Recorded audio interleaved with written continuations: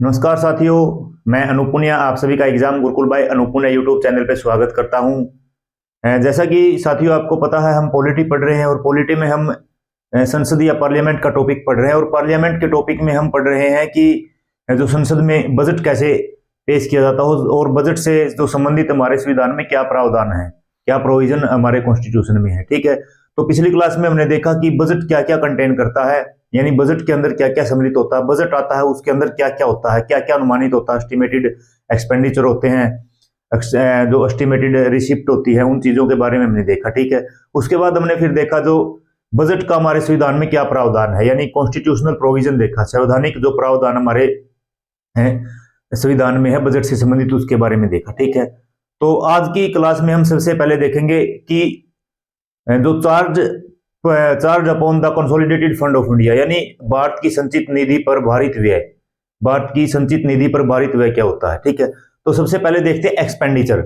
जो एक्सपेंडिचर है हमारा वो दो प्रकार से किया जाता है। एक्सपेंडिचर फ्रॉम कंसोलिडेटेड फंड, ठीक है, यानी व्यय, व्यय दो प्रकार से किया जाता है। पहला है expenditure from expenditure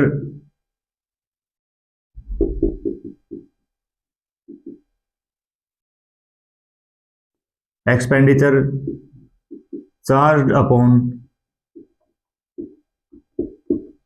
consolidated fund of India, consolidated fund of India, ठीक है, यानी भारत की संचित निधि पर, भारत की संचित निधि पर भारित व्यय, भारित व्यय, ठीक है। और दूसरा है expenditure from consolidated fund of India, consolidated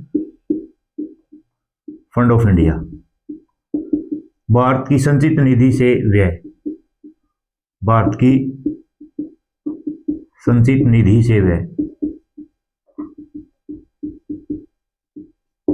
देखो आपको देखने में सेम लग रहे होंगे, लेकिन जो पहला है वो भारत की संचित निधि के ऊपर चार्ज किया गया है, यानी भारित है, और दूसरा है भारत की संचित निधि से, फ्रॉम, संचित निधि से, ठीक है, फ्रॉम से। तो इसका मतलब क्या है, जो भारित व्यय होते हैं यानी चार्ज एक्सपेंडिचर होता है, जो वो क्या है, जो चार्ज एक्सपेंडिचर है मतलब जो व्यय है जो भारित किए जाते हैं consolidated fund of India Bharat की संचित निधि पर, वो जो भारत की संचित निधि है उसी में से किए जाएंगे। ठीक है, ये मतलब रूल है कि जो भी भारित व्यय होंगे वो consolidated fund of India Bharat की संचित निधि से किए जाएंगे। लेकिन भारत की संचित निधि से व्यय, इनको संसद लॉ बना के क्या करेगी, संसद लॉ बना के, यानी appropriation by the authority of law, Bharat संसद है जो विधि बना के क्या करेगी, इन व्यय को की परमिशन देगी, ऐसे बोल सकते हो। ठीक है, तो जो भारत की कंसोलिडेटेड फंड ऑफ इंडिया से जो एक्सपेंडिचर चार्ज किया जाता है वो क्या है, non votable, non votable in parliament. Expenditure charge upon the consolidated fund of India, Bharat की संचित निधि पर भारित व्यय के ऊपर संसद में मतदान नहीं होगा, संसद में मतदान नहीं होगा। ठीक है, और दूसरा क्या है, but can be discussed in parliament, क्या किया जा सकता है, चर्चा की जा सकती है, चर्चा की जा सकती है। ठीक है, लेकिन जो मतलब भारत की संचित निधि से व्यय, भारत की संचित निधि से व्यय किए जाते हैं, जो खर्च किए जाते हैं, उसमें क्या है, उसके ऊपर संसद में वोटिंग होती है, एक एप्रोप्रिएशन बिल पास किया जाता है जिसके ऊपर वोटिंग होती है। ठीक है, यानी voting in parliament, voting in parliament, संसद में मतदान होगा, संसद में मतदान। ठीक है, तो ये तो हो गया एक एप्रोप्रिएशन बिल जो पार्लियामेंट के द्वारा पास किया जाता है, इसके बारे में भी देखेंगे। तो अब देखेंगे हम जो expenditure charge upon the consolidated fund of India, Bharat की संचित निधि से कौन से व्यय किए जाते हैं, उनके बारे में देखेंगे। ठीक है, तो ये दो प्रकार के एक्सपेंडिचर थे जो कंसोलिडेटेड फंड ऑफ इंडिया से किए जाते हैं। एक तो चार्ज अपॉन है, सिर्फ इतना ही डिफरेंस है, और एक है फ्रॉम, एक्सपेंडिचर फ्रॉम। ठीक है, तो इन चीजों को आप जो माइन्यूट पॉइंट है इनके ऊपर क्या दोगे आप ध्यान देना। ठीक है, तो ये है। अब देखते हैं कौन से भारत की संचित निधि पर भारित व्यय है, expenditure charge upon the consolidated fund of India, इनके बारे में देखते हैं। ठीक है, अब एक्सपेंडिचर देख लिया, दो प्रकार से कंसोलिडेटेड फंड ऑफ इंडिया से व्यय किया जाता है, यानी खर्च किया जाता है। और इसमें पहला प्रकार है भारत की संचित निधि पर भारित व्यय, चार्ज अपॉन, इसके बारे में देखेंगे हम। यहां से क्वेश्चन पूछा जाता है, जो मैं करवाऊंगा, मतलब भारत की संचित निधि पर भारित व्यय, यहां से क्वेश्चन पूछ लिए जाते हैं कि क्या ये भारत की संचित निधि पर भारित व्यय है या नहीं है, दिए गए ऑप्शन में ऐसे पूछ लिए जाते हैं। तो क्या देखेंगे, एक्सपेंडिचर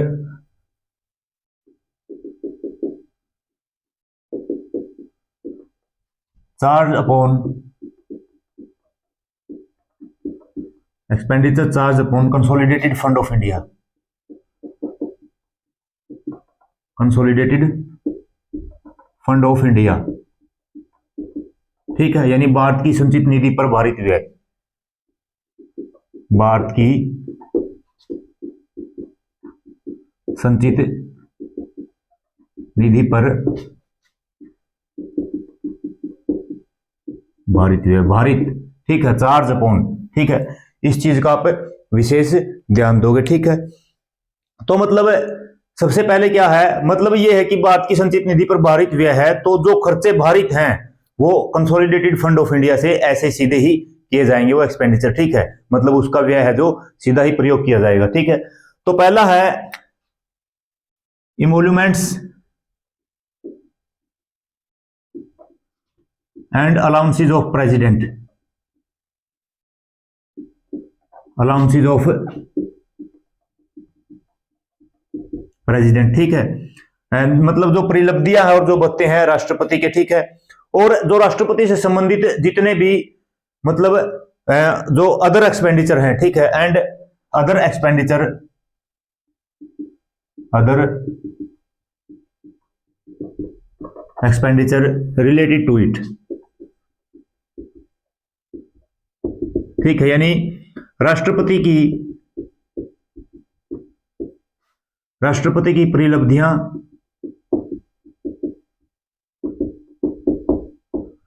तथा भत्ते अलाउंसेस, वह इससे संबंधित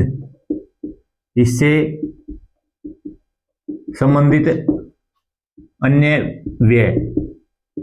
ठीक है, राष्ट्रपति से संबंधित जो अन्य व्यय होते हैं, सारे के सारे जो राष्ट्रपति के व्यय आप बोल सकते हो, वो भारत की संचित निधि से प्रभारित होते हैं। ठीक है, दूसरा है सैलरी एंड अलाउंसेस, वेतन और भत्ते। सेकंड क्या है, सैलरी एंड अलाउंसेस, यानी वेतन तथा भत्ते किस किस के, लोकसभा के speaker and deputy speaker, Lok Sabha के स्पीकर, उपाध्यक्ष, डिप्टी स्पीकर, स्पीकर, अध्यक्ष, डिप्टी स्पीकर, उपाध्यक्ष। ठीक है, उपाध्यक्ष और अध्यक्ष। ठीक है, और राज्यसभा में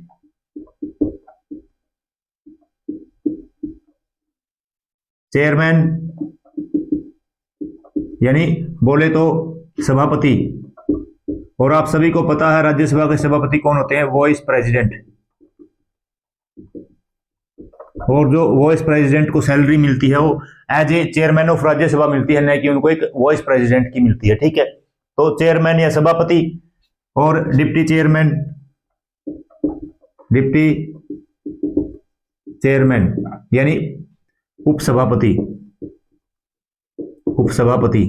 ठीक है, चेयरमैन सभापति तथा डिप्टी चेयरमैन उपसभापति, तो इनके भी जो वेतन और भत्ते हैं वो कहां से, वो भारत की संचित निधि से व्यय होते हैं। ठीक है, उसके बाद जो थर्ड है सैलरी अलाउंसेस एंड पेंशन, देखो यार, ये ध्यान रखना, सैलरी अलाउंसेज है, यहाँ पे पेंशन नहीं है, ठीक है। सैलरी अलाउंसेज एंड पेंशन, यानी वेतन, अलाउंसेज भत्ते तथा पेंशन किसकी? जज ऑफ सुप्रीम कोर्ट, जजेज कहाँ के? सुप्रीम कोर्ट के,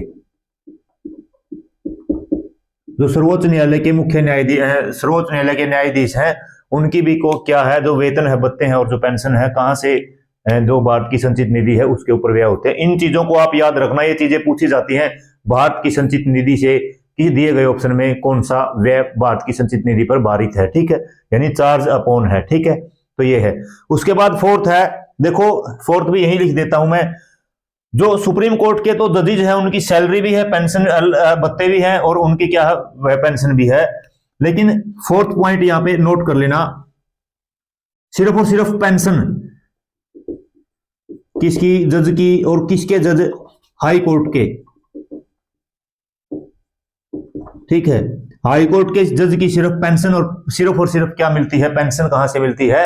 ये मिलती है भारत की संचित निधि पर भारित व्यय जो होता है उससे में होता है, ठीक है। तो एक बार देख लो, पहला क्या है, राष्ट्रपति के जो इमोल्यूमेंट्स हैं, और क्या है, जो राष्ट्रपति की मतलब अलाउंसेज है और उससे संबंधित, राष्ट्रपति से संबंधित जो भी खर्चे हैं।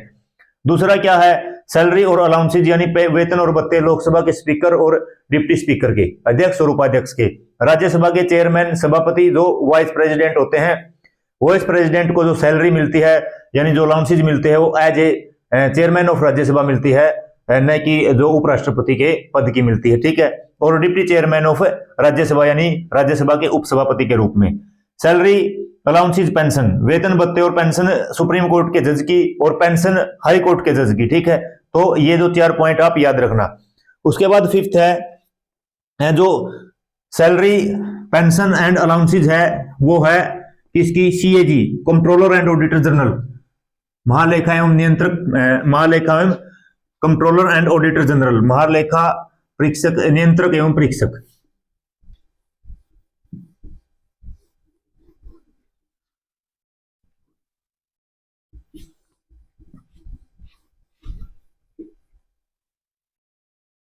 तो फिफ्थ पॉइंट क्या है? फिफ्थ पॉइंट है पेंशन, फोर्थ बता दिया पेंशन ऑफ जजेज ऑफ हाई कोर्ट। फिफ्थ है pension, allowances and salary, pension, allowances and salary, ठीक है।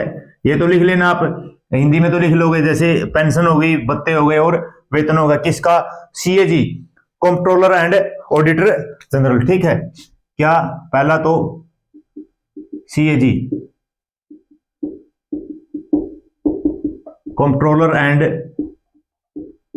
ऑडिटर जनरल, ठीक है। नियंत्रक एवं महालेखा नियंत्रक एवं नियंत्रक एवं महालेखा परीक्षक जिसको बोलते हैं हिंदी में, ठीक है। दूसरा क्या है? दूसरा है जो यूपीएससी के चेयरमैन और जो सदस्य होते हैं, मेंबर होते हैं, ठीक है, chairman and member of UPSC, chairman and member of UPSC, ठीक है। यानी यूपीएससी के अध्यक्ष या चेयरमैन, चेयरमैन ऐसे भी लिख सकते हो, तथा सदस्य, उनका जो उनकी जो पेंशन है, जो सैलरी है, जो अलाउंसेज है, भत्ते है, वेतन है और पेंशन है, वो भी भारत की संचित निधि पर भारित व्यय है, ठीक है। उसके बाद अगला क्या है? अगला है एडमिनिस्ट्रेटिव एक्सपेंडिचर। 6 पॉइंट क्या है? एडमिनिस्ट्रेटिव एक्सपेंडिचर यानी प्रशासनिक व्यय, प्रशासनिक व्यय किस किस के प्रशासनिक व्यय? जो सुप्रीम कोर्ट में होते हैं,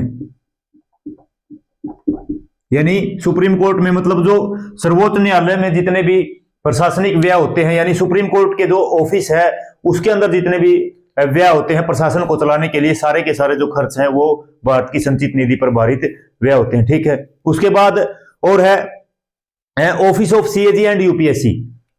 ऑफिस ऑफ सीएजी, यही लिख लो, ऑफिस ऑफ सीएजी। सीएजी के जो ऑफिस में जितने भी प्रशासनिक व्यय होते हैं, और यूपीएससी यानी यूनियन पब्लिक सर्विस कमीशन। ठीक है, संघ लोक सेवा आयोग के जो ऑफिस में जितने भी प्रशासनिक खर्चे होते हैं वो सारे के सारे भारत की संचित निधि पर भारित व्यय होते हैं। इसके अंदर मतलब टोटल जो वहां पे काम करने वाले जो कर्मचारी है उनकी भी जो क्या है, उनके भी खर्चे हैं। ठीक है, इंक्लूडिंग, ऐसे लिख लो, including employ in these office, यानी जो वहां के कर्मिक हैं, जो कर्मचारी है, उनको जो सैलरी मिलती है वो भी इसके अंदर क्या है, इंक्लूड है। ठीक है, तो जो प्रशासनिक व्यय किस किसके, सुप्रीम कोर्ट के और किसके, ऑफिस ऑफ सीएजी और किसके, यूपीएससी के। ठीक है, उसके बाद अगला है कोई भारत सरकार के, मतलब भारत सरकार जिसके लिए लायबल हो, जिसके लिए उत्तरदायी हो, ऐसा कोई जो ऋण हो। ठीक है, यानी डेप्ट चार्ज, डेप्ट चार्जेज। ठीक है, किसके लिए, जो liable, government of India is liable to that, government of India GOI is liable, यानी भारत सरकार क्या है, उत्तरदायी हो, जिसके लिए भारत सरकार जिसके लिए क्या हो, उत्तरदायी हो, वो डेप्ट चार्जेज, या फिर जिसको बोलते हैं हम ऋण भार, हिंदी में ऋण भार। ठीक है, उसके बाद जो आठवां है मतलब कोई दूसरा एक्सपेंडिचर जिसको पार्लियामेंट क्या कर दे, पार्लियामेंट ऐसा जो भारित घोषित कर दे। ठीक है, यानी any other expenditure, any other expenditure, any other expenditure declared by parliament, declared bye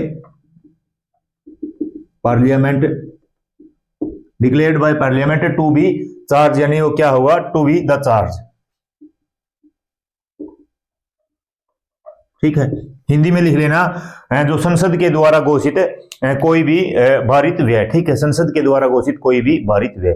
तो ये थे जो 8 पॉइंट पढ़े हमने। क्या इसमें देखा हमने कि भारत की संचित निधि से कौन से व्यय है। ठीक है, जो चार पिछले देखा, अब यहाँ पे देखो 5वां है पेंशन, अलाउंसेस, सैलरी, पेंशन, भत्ते और वेतन किसके, CAG, controller and auditor general, नियंत्रक एवं महालेखा परीक्षक, और chairman and member of UPSC, यानी यूपीएससी के जो चेयरमैन होते हैं और जो उसके सदस्य होते हैं उनके सैलरी, वेतन और सैलरी, अलाउंसेस एंड पेंशन। उसके बाद जो प्रशासनिक कार्य में जो खर्च होता है किस किस के, सुप्रीम कोर्ट के और जो सीएजी के ऑफिस के, कंट्रोलर एंड ऑडिटर जनरल के जो ऑफिस होता है, और यूपीएससी यानी यूनियन पब्लिक सर्विस कमीशन, संघ लोक सेवा आयोग के जो ऑफिस में यानी कार्यालय में जो खर्चे होते हैं वो सारे के सारे भारत की संचित निधि पर भारित व्यय होते हैं।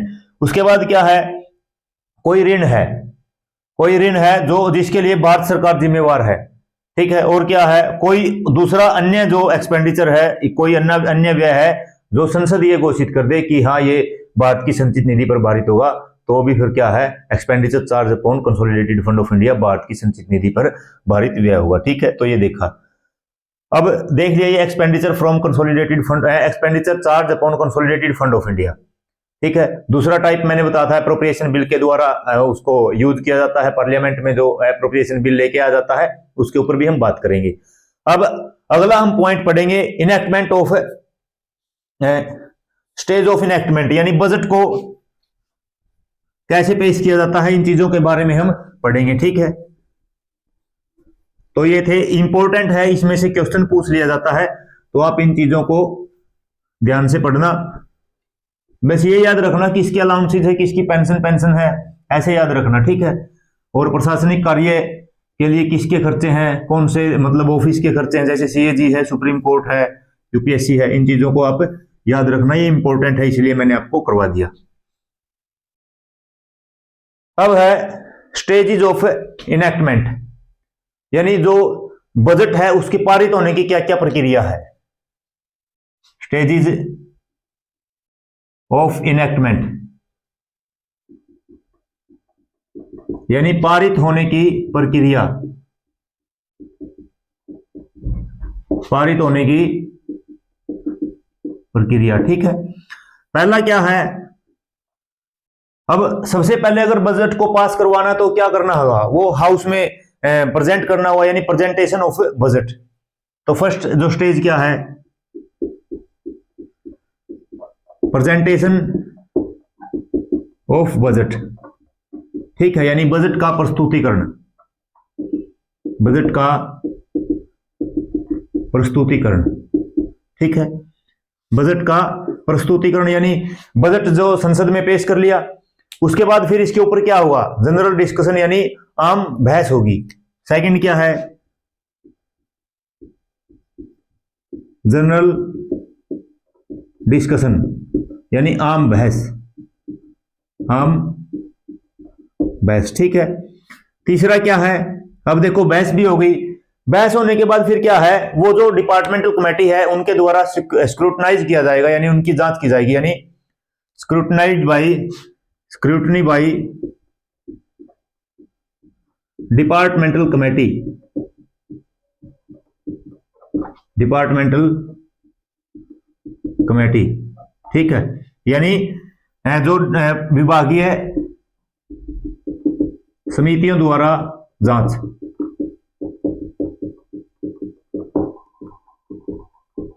विभागीय समितियों द्वारा जांच, यानी जो प्रत्येक डिपार्टमेंट है उसकी जो समिति है, डिपार्टमेंटल जो 24 स्टैंडिंग कमेटी होती है हमारी, उनके द्वारा जो जांच की जाती है। ठीक है, अब ये हो गया। उसके बाद विभागीय समितियां जांच करके अपनी रिपोर्ट प्रस्तुत करती है। उसके बाद फिर क्या होती है, voting on demand for grant. जो फोर्थ स्टेज क्या है, voting on demand for grants, demands for grants. ठीक है, यानी अनुदान की मांग पर मतदान, अनुदान की मांग पर मतदान। ठीक है, यानी जो ग्रांट है जिसकी मांग की जाती है प्रत्येक डिपार्टमेंट के द्वारा, उसके ऊपर क्या होती है, फिर उसकी मांग के ऊपर जो सदन में वोटिंग होती है। ठीक है, अब उसके बाद देखो वोटिंग हो गई, फिर अगर कोई ऐसा खर्चा है जो भारत की संचित निधि से निकाला जाता है, तो उसके लिए फिर क्या होता है, passing of appropriation bill, appropriation bill. पांचवा क्या है, पांचवी स्टेज क्या है, passing of appropriation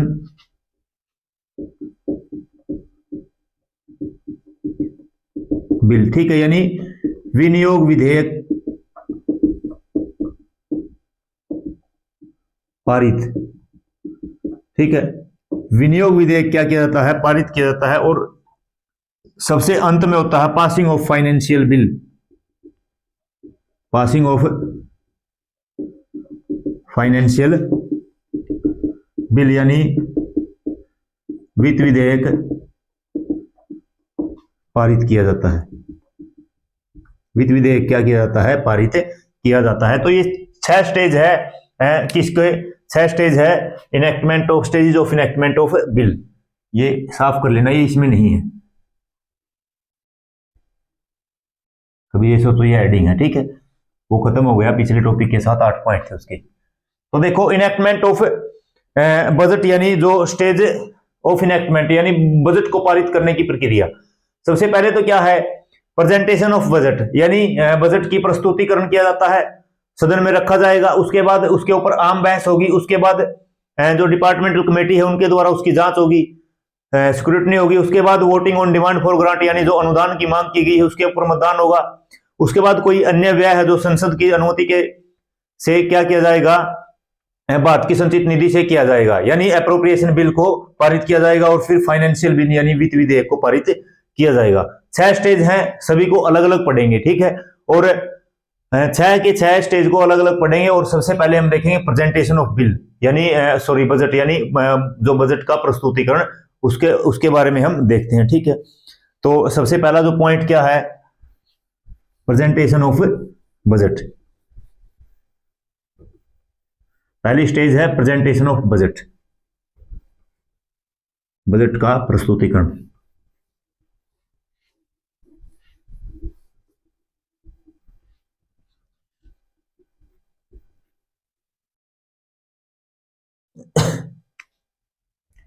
first stage है प्रेजेंटेशन ऑफ बजट, बजट का प्रस्तुतिकरण, बजट का प्रस्तुतिकरण। ठीक है, बजट का क्या प्रस्तुतिकरण, यानी बजट को कैसे पास किया जाएगा। अगर बात करें पहले कन्वेंशनली यानी परंपरागत तरीके से क्या था, जो बजट है वो लोकसभा में पेश किया जाता है। ठीक है, अगर कन्वेंशनली की परंपरागत तरीके की बात करें तो कहां किया जाता है, कन्वेंशनली परंपरा क्या है, कहां पेश किया जाता है, इन लोकसभा।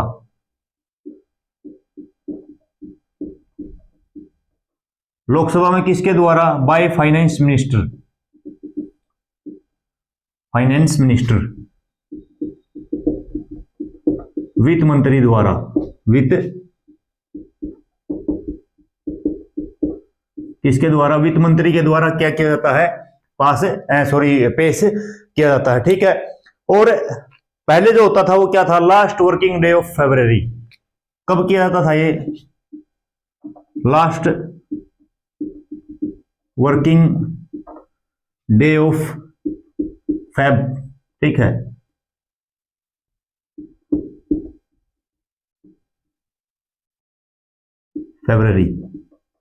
फरवरी का जो अंतिम कार्य दिन होता था। ठीक है, जो अंतिम कार्य दिन होता था। ठीक है, अगर लास्ट के 2 दिन छुट्टी है तो 2 दिन से पहले जो वर्किंग डे होता था। ठीक है, लेकिन 2017 में फिर क्या किया, बजट को 1 फरवरी के पर पेश किया जाने लगा। ठीक है, फ्रॉम 2017, फ्रॉम 2017 जो बजट कब पेश किया जाने लगा, on 1 February.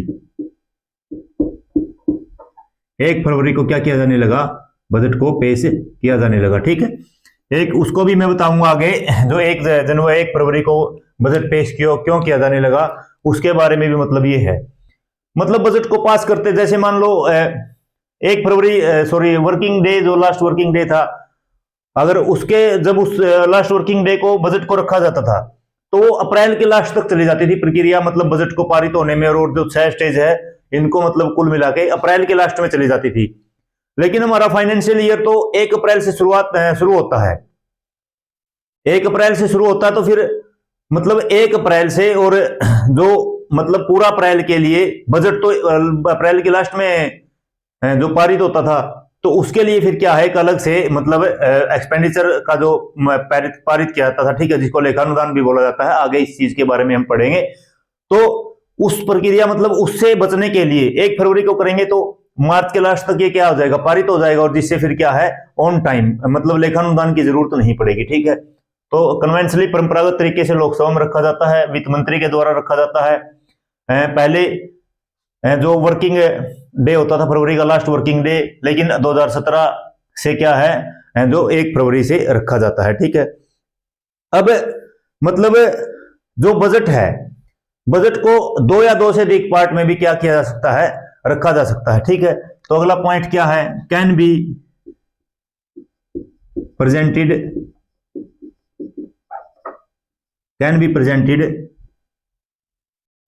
In 2 or more parts, 2 या अधिक खंडों में,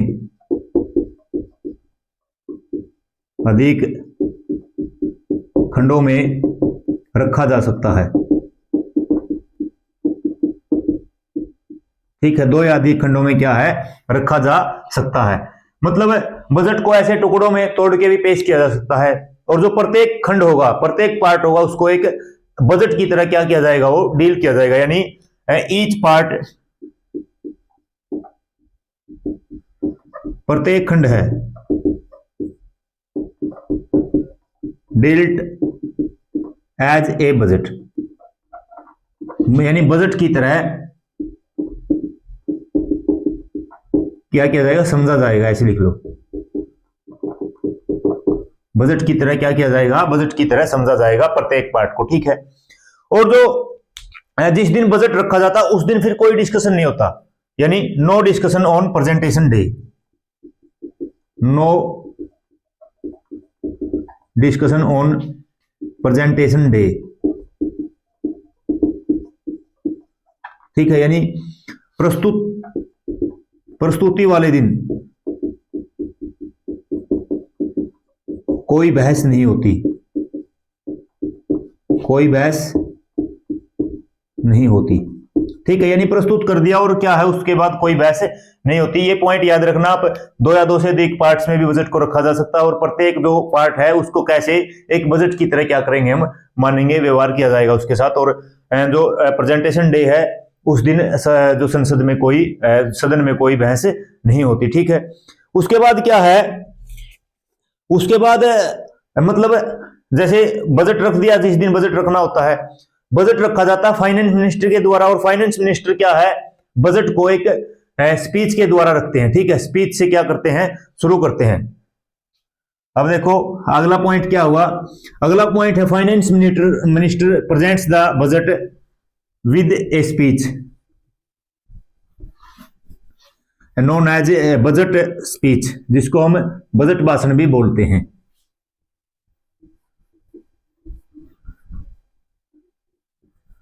तो अगला क्या है, जो फाइनेंस मिनिस्टर है,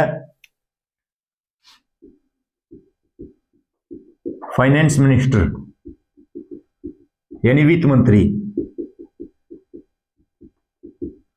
क्या करते हैं, प्रेजेंट द बजट, बजट का प्रस्तुतिकरण, बजट की प्रस्तुति सदन में, ठीक है। किसके द्वारा, वो है बजट स्पीच जिसको बोला जाता है, बजट स्पीच, बजट भाषण जिसको बोला जाता है, ठीक है। यानी संसद में रख दिया बजट भाषण, उसके बाद फिर क्या है, मतलब लोकसभा में जाएगा, फिर क्या है लोकसभा में, और फिर कहां जाएगा वो, राज्यसभा में, लोकसभा में जाएगा, लोकसभा से कहां जाएगा,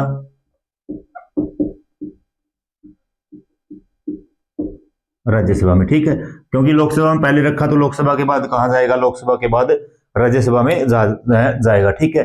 अब राज्यसभा क्या है, राज्यसभा सिर्फ उसके ऊपर बहस कर सकती है, लेकिन उसको क्या नहीं कर सकती, वो जो वोट नहीं कर सकती, किसके ऊपर, डिमांड फॉर ग्रांट के ऊपर। लिख लो यहां पे, राज्यसभा क्या कर सकती है, can only be discussed, can only be discussed. केवल क्या किया जाएगा, केवल बहस की जा सकती है, बहस की जा सकती है, ठीक है। Can not vote on demands for grant, यानी अनुदान की मांग पर मतदान नहीं हो सकता राज्यसभा में, अनुदान की मांग पर मतदान नहीं। ये पॉइंट आप याद रखना, इन छोटे छोटे पॉइंट से यूपीएससी में स्टेटमेंट बेस्ड क्वेश्चन पूछे जाते हैं। जैसे वो एक स्टेटमेंट में दे देंगे, राज्यसभा में vote on demand for grant, यानी राज्यसभा में अनुदान की मांग पर मतदान किया जाता है। ये तो स्टेटमेंट गलत हो गई। फिर देखो यहाँ पे जो राज्यसभा में अनुदान की मांग पर मतदान नहीं कर सकते। तो इन छोटी छोटी स्टेटमेंट्स को आप याद रखना, मतलब समझ के करना है कि लोकसभा में क्या होता है, राज्यसभा में क्या होता है, ठीक है। अब देखो लोकसभा से कहां चला गया, राज्यसभा में चला गया। अब जो बजट का डॉक्यूमेंट है जो सबको प्रस्तुत किया जाता है, उसमें देखते हैं क्या क्या होता है, ठीक है। यानी जो बजट का डॉक्यूमेंट सभी को एक बजट की कॉपी वितरण की जाती है, तो उसमें देखते हैं क्या क्या होता है।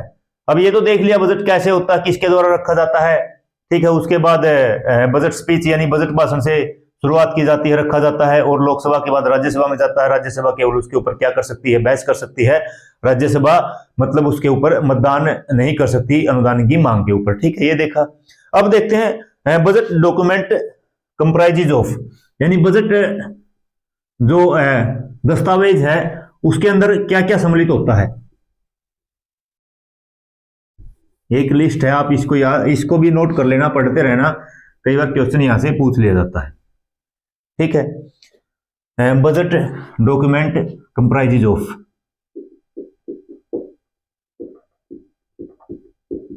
बजट डॉक्यूमेंट में कंप्राइजेज ऑफ,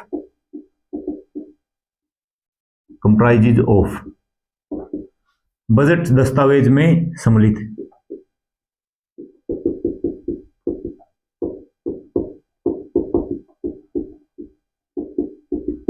क्या क्या सम्मिलित होता है, ठीक है। बजट दस्तावेज में क्या क्या सम्मिलित होता है, ठीक है। बजट दस्तावेज में सबसे पहले तो जो फाइनेंस मिनिस्टर के द्वारा स्पीच दी जाती है, बजट स्पीच, पहला क्या है, बजट स्पीच, जिसको बोला जाता है बजट भाषण, ठीक है। दूसरा क्या है, जिस नाम से हमारे संविधान में बजट है, आर्टिकल 112 में एनुअल फाइनेंशियल स्टेटमेंट, ठीक है, एनुअल फाइनेंशियल स्टेटमेंट,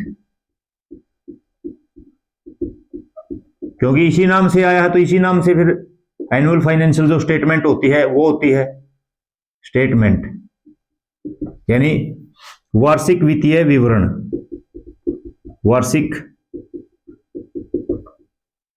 वित्तीय विवरण, ठीक है, वार्षिक वित्तीय विवरण। मतलब है जो आर्टिकल 112 में आपको पता, हमारे संविधान में बजट का आपको कहीं नहीं मिलेगा, हमारे संविधान में सिर्फ और सिर्फ क्या है, हमारे संविधान में सिर्फ और सिर्फ आर्टिकल 112 में एनुअल फाइनेंशियल स्टेटमेंट यानी वार्षिक वित्तीय विवरण है, ठीक है। उसके बाद फिर क्या है, उसके बाद मिलेगा, मतलब और क्या मिलेगा हमारे जो बजट में, और बजट के डॉक्यूमेंट में जो तीसरा क्या है, तीसरा है demand for grant, demands for grants, यानी अनुदान की मांग, किस किस विभाग ने क्या क्या मांग की है, अनुदान की मांग, ठीक है, अनुदान की मांग भी मिलेगी बजट में।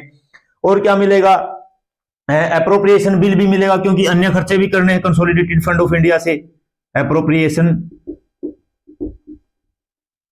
बिल यानी विनियोग विधेयक, विनियोग विधेयक, ठीक है। और पांचवा क्या मिलेगा, और मिलेगा फाइनेंशियल बिल भी मिलेगा, क्योंकि वो भी पास किया जाता है फिर, यानी वित्त विधेयक भी मिलेगा, ठीक है, क्या मिलेगा, वित्त विधेयक भी मिलेगा। और वित्त विधेयक के साथ साथ एक मतलब FRBM जो financial responsibility and budget management होता है, उसकी स्टेटमेंट भी दी जाती है। उसकी स्टेटमेंट मतलब एक तो जो मैक्रो इकोनॉमिक है उसके अंदर हमारी क्या स्टेटमेंट है, ठीक है, ये इकोनॉमिक्स के टर्म है, आपको यहां समझने की कोशिश भी मत करना, अगर हाँ आपको पढ़नी है तो गूगल कर लेना, एक बार इनके बारे में जान सकते हो। मैं यहाँ पे इकोनॉमिक्स में नहीं घुसूंगा, सिर्फ सिर्फ हम पॉलिटी में बजट के जो टॉपिक से रिलेटेड बातें हैं उनके बारे में रहेंगे, ठीक है। मैंने बताया FRBM के अंतर्गत जितना भी विवरण होगा, जो स्टेटमेंट होगी, एक तो जो मैक्रो इकोनॉमिक्स का जो फ्रेमवर्क स्टेटमेंट होगा, यानी जो मैक्रो इकोनॉमिक्स का जो फ्रेमवर्क स्टेटमेंट का मतलब एक ढांचा है, उसका क्या विवरण है, ठीक है, उसके बारे में होगा। और दूसरा है जो हमारी फिस्कल पॉलिसी की जो स्ट्रेटजी डॉक्यूमेंट है, स्टेटमेंट है, यानी जो हमारी फिस्कल पॉलिसी, मतलब बोले तो फिस्कल का आप हिंदी देख लेना, फिस्कल पॉलिसी मतलब होती है, जिस तरह से इकोनॉमिक्स का टर्म है, ये भी आप वहां पे इसको एक बार देख लेना, इकोनॉमिक्स में जरूर पढ़ोगे, जिसने भी नहीं पढ़ी तो पढ़ोगे, मैं इकोनॉमिक्स में फिर बोल रहा हूं, नहीं घुसूंगा। जो फिस्कल पॉलिसी होती है हमारी, जो नीति होती है, ठीक है, फिस्कल का मुझे हिंदी नहीं पता, उसका जो विवरण होता है उनके बारे में, ठीक है, यानी छठा है स्टेटमेंट किसकी, FRBM की। FRBM में मैंने क्या क्या बताया, दो है, एक तो क्या बता दिया, मैक्रो इकोनॉमिक की जो स्टेटमेंट है, और दूसरा क्या बताया, फिस्कल पॉलिसी,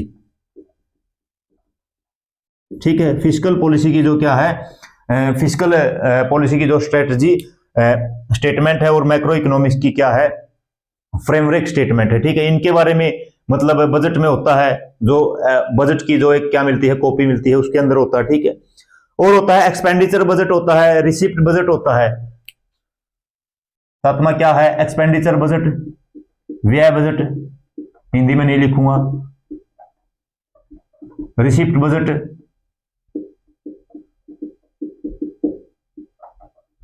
मतलब ऐसे करके बहुत सारा होता है। जैसे एक होता है, 9th होता है एक्सपेंडिचर प्रोफाइल, एक्सपेंडिचर प्रोफाइल का मतलब होता है जिस तरह से जिसको बोला जाता है व्यय स्वरूप, मतलब कितना व्यय किया जाता है, ठीक है। उसके बाद जो फाइनेंशियल बिल के प्रोविजन है उनका एक मतलब ज्ञापन होता है जिसको मेमोरेंडम बोलते हैं इंग्लिश में। फाइनेंशियल बिल का जो ज्ञापन होता है, और जो बजट है, बजट को एक मतलब एक संक्षिप्त रूप में लिखा हुआ होता है, उसकी भी एक कॉपी लगी होती है।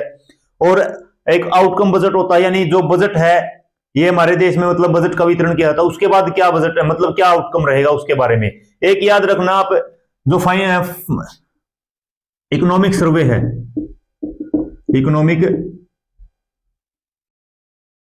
इकोनॉमिक सर्वे वाला पॉइंट आप याद रखना, ये इंपॉर्टेंट है।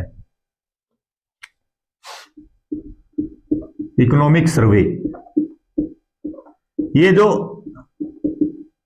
पहले क्या था, विद बजट आता था, विद बजट, बजट के साथ रखा जाता था, लेकिन नाउ क्या है ये, बिफोर 1 और फ्यू डेज, एक या कुछ दिन पहले इसको क्या कर दिया जाता है, इसको मतलब इकोनॉमिक सर्वे को 1 या 2 दिन पहले इसको जारी कर दिया जाता है, ठीक है। पहले बजट के साथ इसको जारी किया जाता था। ये पॉइंट आप जरूर याद रखना, ये आप चाहे याद रखो चाहे ना याद रखो, उनके बारे में मैंने बता दिया, ठीक है। अब पहली जो स्टेज थी प्रेजेंटेशन ऑफ बजट, उसके बारे में देख लिया। अब हम देखते हैं मतलब जो जनरल डिस्कशन, क्या देखेंगे, सेकंड स्टेज क्या थी, जनरल डिस्कशन। डिस्कशन होता है बजट के ऊपर, तो सेकंड स्टेज के बारे में देखेंगे।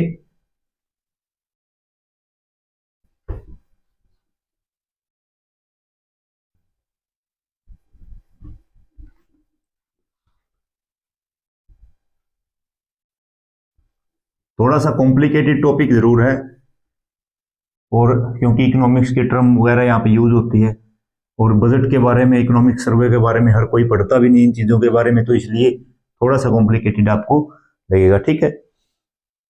अब देखो जो डिस्कशन सेकंड स्टेज है, जनरल डिस्कशन, जनरल डिस्कशन, ठीक है, यानी सामान्य बहस।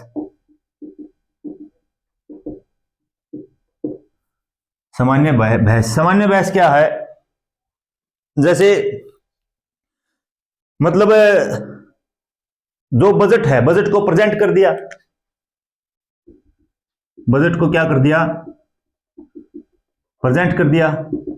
उसके बाद क्या होता है, डिस्कशन होता है 3 और 4 डेज, 3 और 4 डेज, 3 या 4 दिन क्या होता है, उसके ऊपर डिस्कशन होता है। 3-4 दिन डिस्कशन होने के बाद मतलब लोकसभा में जो बजट डिस्कस होता है, जो डिस्कशन होता है वो हॉल के ऊपर भी हो सकता है। डिस्कशन क्या हो सकता है, इंटायर बजट, ऐसे लिख लो, इंटायर बजट के ऊपर भी हो सकता है, या फिर कहां भी हो सकता है, वो इंटायर बजट के साथ साथ हो सकता हो, और एनी पार्ट, किसी भी एक पार्ट के ऊपर भी वो डिस्कशन हो सकता है, ठीक है। और मतलब जो डिस्कशन के समय में क्या है, फिर question can be asked, questions can be asked, प्रश्न पूछे जा सकते हैं, प्रश्न पूछे जा सकते हैं, किससे, मिनिस्टर से, यानी उसके बाद इन क्वेश्चंस का रिप्लाई कौन करेगा, फाइनेंस मिनिस्टर, वित्त मंत्री, ठीक है। जैसे बजट पेश कर दिया, बहस शुरू हुई लोकसभा में, और बहस होने के बाद, बहस के बाद क्या है, मतलब बहस के समय किसी सदस्य ने पूछ लिया कि भाई आपने रेलवे में इतना बजट वितरण किया है, तो आप बताइए रेलवे में मतलब इस विंग में कितना है। वो पूछ सकते हैं कि पशुपालन विभाग को कितना मिला, वो पूछ सकते हैं कि जो खेल विभाग को कितना मिला है। तो ऐसे कोई भी क्वेश्चन पूछ सकता है डिस्कशन के दौरान, और उनका जो रिप्लाई कौन करेगा, उनका रिप्लाई फिर जो वित्त मंत्री या फाइनेंस मिनिस्टर उनको रिप्लाई करते हैं। और रिप्लाई कब करेंगे, at the end of discussion, at the end of discussion, यानी जो बहस है या चर्चा है उसके समापन के समय क्या करेंगे, सभी के सभी क्वेश्चंस का वित्त मंत्री उनका रिप्लाई कर देंगे, ठीक है। अब ये सेकंड स्टेज थी जनरल डिस्कशन, आपको इसमें इतना ही जानना बस, और क्या जानना, सभी को पता डिस्कशन क्या होता है। अब उसके बाद नेक्स्ट स्टेज है स्क्रूटनी बाय डिपार्टमेंटल कमेटी, जो तीसरी है। अब डिस्कशन हो गया, फिर डिस्कशन के बाद मतलब जो संसद है वो 3-4 वीक के लिए क्या हो जाती है, उसको अर्जन कर दिया जाता है, स्थगित कर दिया जाता है। और जो बजट है उसमें मतलब क्या है, वो फिर जो डिपार्टमेंटल कमेटी है, 24 डिपार्टमेंटल कमेटी है, उनके पास जाता है। ठीक है। तीसरी क्या है, third, scrutiny by departmental committee, departmental committee. ठीक है। विभागीय समितियों द्वारा जांच, विभागीय समितियों द्वारा जांच। ठीक है। विभागीय समितियों द्वारा जो जांच है, आपको पता है मतलब आफ्टर डिस्कशन, ऐसे इसकी सीरीज बना लो, आफ्टर डिस्कशन,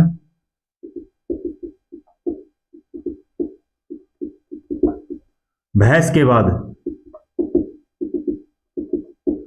ठीक है। जो पार्लियामेंट या हाउस है अर्जन हो जाएगा। ठीक है, यानी स्थगन, स्थगित कर दिया जाएगा फॉर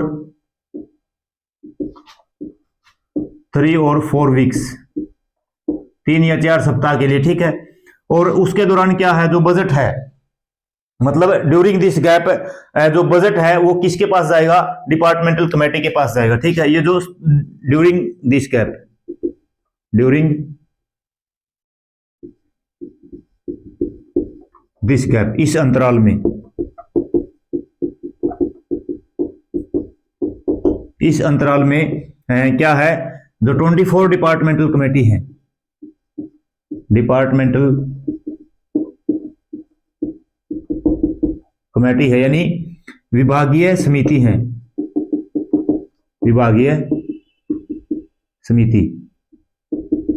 ठीक है। उनके पास जाएगा, मतलब अलग अलग डिपार्टमेंट की जो कमेटी है उनके पास जाएगा, और वो मतलब जो बजट है उनके द्वारा मतलब जो डिमांड की गई है ग्रांट की, उसके ऊपर वो क्या करेंगे, डिटेल से डिस्कशन करते हैं। ठीक है। Examine and discuss in detail, examine जो डिपार्टमेंटल कमेटी है, and discuss in detail at the demands for grant, demand for grant, यानी जो अनुदान की मांग है, अनुदान की मांग के ऊपर विस्तार से क्या किया जाता है, इसको विस्तार से इसके ऊपर चर्चा की जाती है या इसकी पड़ताल की जाती है। ठीक है। यानी क्या बोलेंगे इसको, डिमांड फॉर ग्रांट, अनुदान की मांग, अनुदान की मांग पर विस्तार से पड़ताल बोल लो इसको, मतलब हर एक पॉइंट के ऊपर वो क्या करते हैं, मतलब अलग अलग डिपार्टमेंटल कमेटी अपने अपने डिपार्टमेंट की जो डिमांड फॉर ग्रांट है, अनुदान की मांग है, उसके ऊपर क्या करते हैं, वो डिस्कस करते हैं। ठीक है। और मतलब डिस्कस करने के बाद फिर क्या है, वो अपनी रिपोर्ट है कहाँ किसको सौंप देंगे, वो अपनी रिपोर्ट सौंप देंगे मतलब उसको पार्लियामेंट को। ठीक है। उसके बाद फिर क्या है, रिपोर्ट कहां पे, वो पार्लियामेंट को सौंप देंगे, जो डिपार्टमेंट स्टैंडिंग कमेटी है। ठीक है। वो स्टैंडिंग कमेटी है, टेक्निकल चीजों के ऊपर डिस्कस करके फिर क्या करती है, वो अपनी रिपोर्ट जो पार्लियामेंट को सौंप देते हैं, और पार्लियामेंट में फिर वो वोटिंग के लिए जाती है। ठीक है।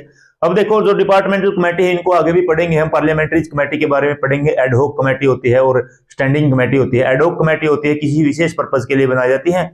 परमानेंट जो कमेटी होती है वो क्या है, वो स्थायी होती है, उनका कार्यकाल 1 साल के होता है। और 24 जो डिपार्टमेंटल कमेटी है हमारे संविधान में, जिसका विस्तृत वर्णन है। ठीक है। उनके बारे में हम देखेंगे, आपको बस यही रखना है। जो डिपार्टमेंटल कमेटी है ये 1993 में बना था, और 2004 में फिर इनको विस्तारित रूप दिया गया, यानी एक्सपेंड इनको कर दिया गया। इनके कार्य का मतलब कार्य को क्या किया गया, बिल्कुल क्लियर तरीके से बताया गया कि आपका ये कार्य है। तो ये जो तीसरी स्टेज थी, कौन सी, scrutiny by departmental committee, departmental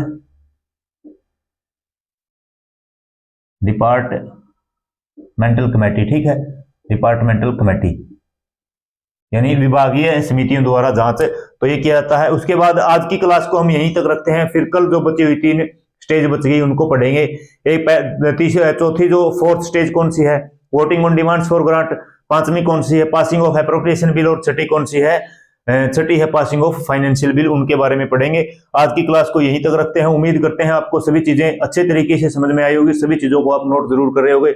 इतने इजी लैंग्वेज में जो बजट है आपको बुक से इतना जल्दी समझ में नहीं आएगा, इसलिए नोट जरूर करते रहना। और अगर आप हमारे चैनल पे फर्स्ट टाइम विजिट कर रहे हो तो चैनल को सब्सक्राइब करना, लाइक करना, वीडियो को शेयर करना और कमेंट में बताना हमारी जो पॉलिटी की सीरीज चली हुई है इसके बारे में आपकी क्या राय है। इस चैनल के ऊपर आप जुड़े हुए हैं, अपना समर्थन दे रहे हैं, प्यार दे रहे हैं और सहयोग कर रहे हैं।